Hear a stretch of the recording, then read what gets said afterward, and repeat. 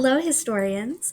If you clicked on this video, that means you are interested in learning more about Leonardo da Vinci for our Leaders of the Renaissance essay. So let's go ahead and get started. So here is the same slide that was in the previous presentation. It gives you a little basic information, when he was born, when he died, and what he was known for. And here is a picture of him. This is a self-portrait that he did in one of his notebooks. So Leonardo was born on April 15th, 1452, on his father's family's estate near Vinci. And da Vinci just means from Vinci, just outside of Florence in what is now Italy. He grew up and was educated on the estate. When he was 15, his father apprenticed him to the artist Andrea del Verrocchio in Florence. And an apprentice is basically just an artist's sidekick. And so, what you do, or what you did back in the day, if you were an apprentice, you would usually be chosen as a teenager. You would go live with a professional artist, you would help them out, and you would learn from them.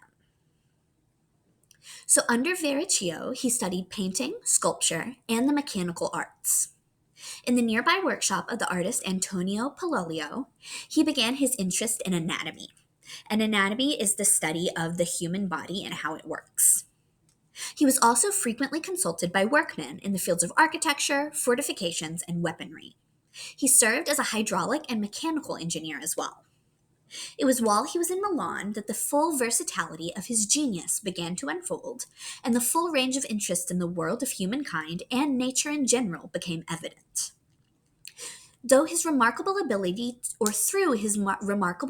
to understand what he saw, he determined to compose a unified theory of the world and to illustrate it in a series of voluminous notebooks. Unfortunately, his relentless pursuit of scientific knowledge forced him to leave unfinished many of his planned artistic creations. Today, they are known primarily from drawings in the notebooks. So in early 1500, Leonardo returned home to his home city he returned to his home city after visits to Mantua and Venice. After his long absence, he was received as an honored and renowned guest. In Florence, as in Milan, he was commissioned to do a number of paintings, but other interests and tasks kept him from finishing them. The most notable work to survive from this period was the Mona Lisa, which is now in the Louvre in Paris. While other artists were consistently employed, Da Vinci was not.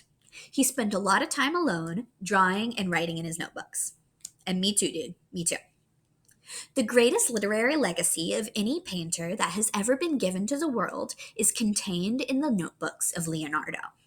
His writing program began during his first stay in Milan, specifically between 1490 and 1495, when his strong inclination towards scientific studies showed itself. The notebooks were to occupy him for the rest of his life. In them, he envisioned treating four major themes. So, number one was a treatise on the science of painting. Number two was a treatise on architecture. And a treatise is basically just a big document explaining it. So, he explained the science of painting, he explained architecture. He wrote a book on the elements of mechanics, and a general work on human anatomy. These themes were eventually added notes on his study of botany, geology, aerology, and hydrology. Leonardo's intent was to synthesize all of his investigations with a unified worldview based on his perceptions. He believed that true knowledge derived from what he called knowing how to see, not from philosophical speculations. So we can see two of his very, very famous paintings. And remember what I said a few slides ago is that if he was able to devote more time to painting, imagine how many other classic paintings we would have. But this is the Mona Lisa, and this is the Last Supper of Jesus. And here are some pictures out of Da Vinci's notebooks. So here is an anatomy scan. This is a picture of a baby in its mommy's tummy.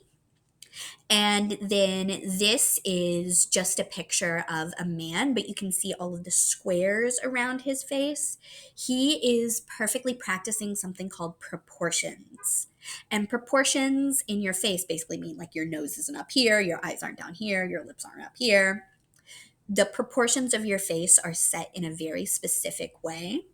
Like, for example, if you've never noticed before, your eye is the exact same length as between your eyes. You can try it out. Measure your eye and then measure the distance between your eyes. It's the exact same length.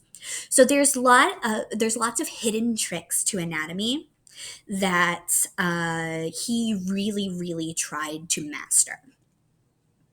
And then here's another sketch from his notebook. This may be showing some inventions. You can see him scribbling down some notes throughout the notebook. And then finally, these are his overall achievements, which we saw on the previous slide. So you are finished with your notes. You can go ahead and start reading some of the other links.